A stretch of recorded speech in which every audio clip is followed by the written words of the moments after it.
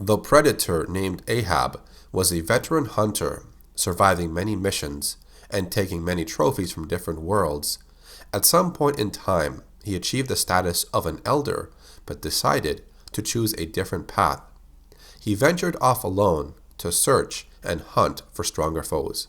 In the year 2107, on the planet UE753, Ahab found a life form that had 4 arms.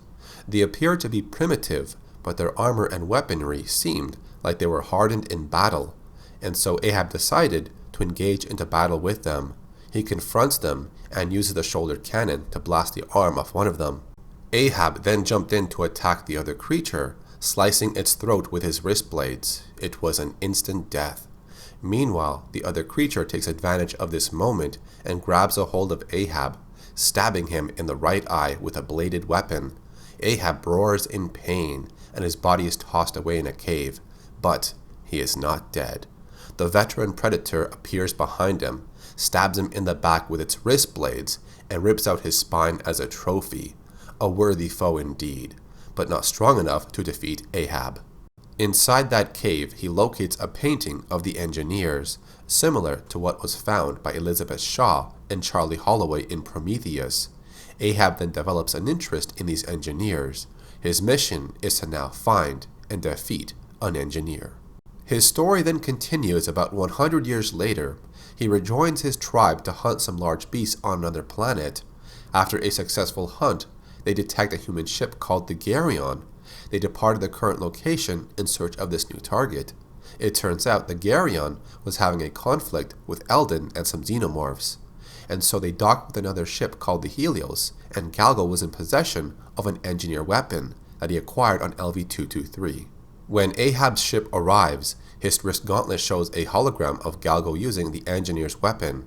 Ahab knows this human must know the location of an engineer, and so he breaks away from his tribe in search of Galgo. The conflict aboard gets worse between the predators, aliens, humans, and Eldon. Galgo uses this distraction to run away and boards another ship, and he escapes. But little does he know, Ahab was able to follow him. Feeling he is now safe, Galgo awakens 2 other mercenaries from hypersleep, Piper and Higgins. He tells them that a battle broke out when they docked with the Helios, but he alone was able to escape, and for some reason, their ship keeps detecting another life form aboard. The signal is fuzzy, but keeps fading away, and so, armed with stunning weapons, they search the ship for it. They split into teams of 2, with Piper going off alone to the main corridor, where the signal is coming from. It's not long before that, he confronts the invisible enemy, and a short battle between them happens. Despite his bravery and determination to fight alone, in the end, he is blasted by Ahab's shoulder cannon, which kills him instantly.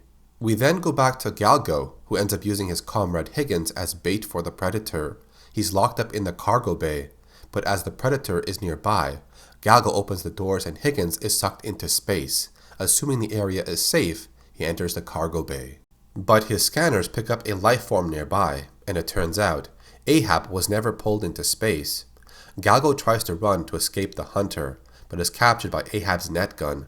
Galgo fears this is the end for him, but he is surprised when Ahab releases him from the net. Ahab takes the engineer's weapon, and it seems Ahab is interested in this technology, but he wants something else. The hunter shows him a hologram of an engineer, and only Galgo knows of its location because of the weapon he had with him.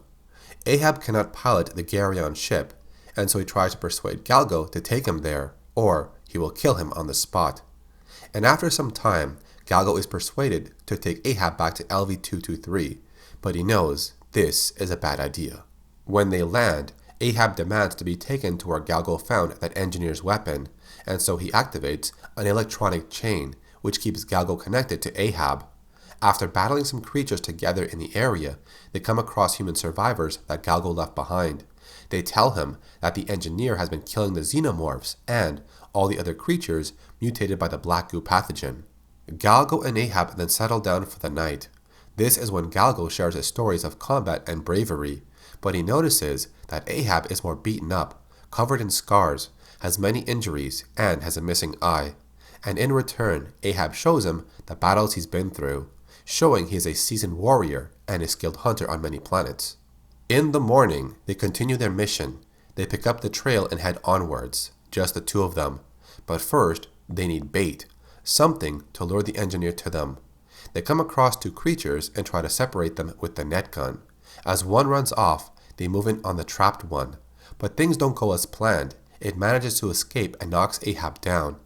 KAIJU picks up the dropped spear and stabs the creature, saving Ahab's life in the process. And in return, he is given back the engineer weapon he found. But as they venture on, they finally come across an engineer. The stage is now set for the final battle, Predator versus Engineer. As the battle starts out, Ahab releases KAIJU from the electrical chain that binds them, but KAIJU chooses to run off and leaves Ahab to fight alone, a decision he later regrets. As the battle continues, it seems the engineer has overpowered Ahab. Despite being hit by a shoulder cannon and the wrist blades, the engineer is just too strong.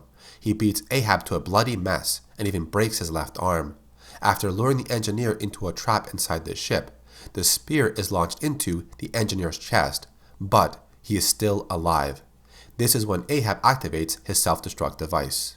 KAIJU then returns just in time. He blasts the engineer with the rifle, saving Ahab's life in the process. This is when Ahab drops his self-destruct device and makes his way outside. The explosion goes off and the engineer is finally killed. And amongst the rubble, Ahab has claimed the ultimate trophy, the skull of an engineer. With no way off the planet, Ahab separates from the humans, but keeps himself busy by hunting the local wildlife. But the story of Ahab does not end there.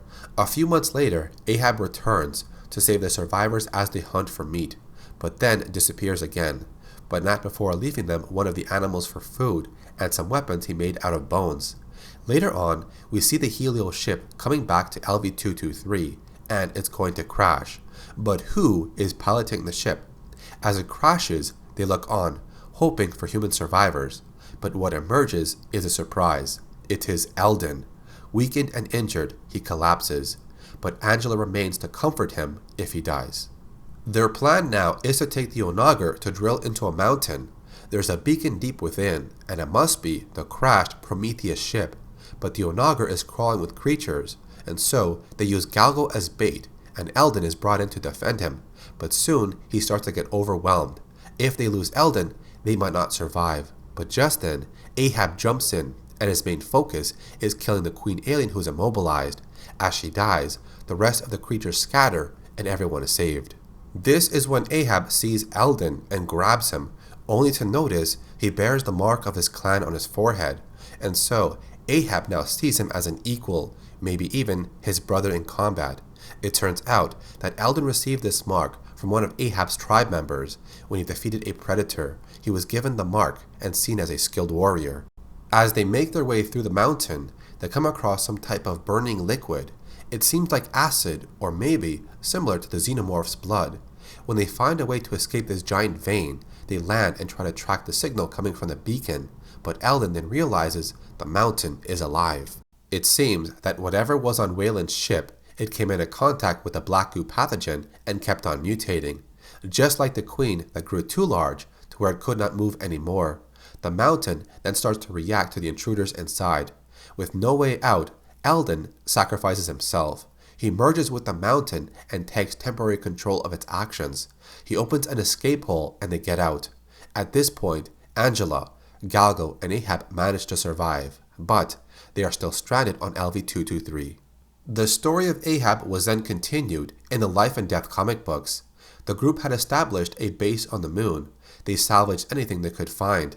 This base had its own fluid filtration system and a stock of food. Ahab was in charge of fortifications to keep the aliens out.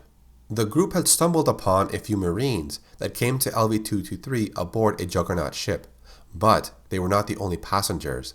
An engineer was seen exiting. It entered the temple and awoke another engineer. Their problems just got worse. Ahab did battle a second engineer in the story, but their battle was very short. As the engineer would throw Ahab away, it would then confront the Marines, but this engineer would later challenge a queen alien. The attempt was brave, yet foolish, because she stabbed the engineer with its tail. Ahab would later be seen near the end of this story, when other predators arrive to reclaim the engineered technology, but the humans seem to have possession of it for now. Ahab tries to negotiate with them, but as part of the ritual, they must first do battle. Ahab fights against their champion, the hornhead predator. It was a tough battle, but Ahab wins, and is allowed to rejoin their tribe. Moments later, a swarm of xenomorph emerges. The predator tribe fends them off. The battle turns into bloodshed, as both parties suffer losses. The Marines also try to help the predators. Just as things are getting worse, one of the impregnated survivors makes the ultimate sacrifice. Chris walks forward holding a bomb. The aliens have mutated by the black goo pathogen. They were slowly dying off, and their new queen is their only chance of producing viable eggs. The xenomorphs surround Chris and wait in anticipation. The queen alien bursts from her chest and drops to the floor, but just then, the explosion kills off all the xenomorphs in the area, and just like that, the battle is over. The predators regroup and decide to leave. This also marks the end of Ahab's story. But before he leaves, Galgo gives him the engineer's weapon as a parting gift. Now, even though this is not connected to Ahab's story, the second engineer that fought the Queen Alien was not dead. It reappears in one last comic book story after Ahab left LV-223. The surviving humans pour the black goo pathogen on the floor, and as the engineer steps on it, his biosuit reacts to it and the shield is weakened. This is when they finally shoot it down and kill it. The character Ahab was inspired by the novel of Moby Dick, where Captain Ahab became obsessed with hunting a specific whale. This connection is seen in the comic book, where Ahab is persistent on hunting an engineer, and when he gets his skull as a trophy, Galgo says Ahab finally got his whale. So that's the full story of Ahab, one of the few predators to have a long story and still survive. There was actually 2 action figures released by NECA, one in 2014 at the San Diego Comic-Con, which was an exclusive, and an updated one in 2017. I would like to know what you thought about this story. Tell me in the comment section. If you enjoyed this video, be sure to leave a thumbs up rating. If you want to see more videos like this, then subscribe and turn on notifications. Thanks for watching. My name is Acid Glow, and I'll see you next time.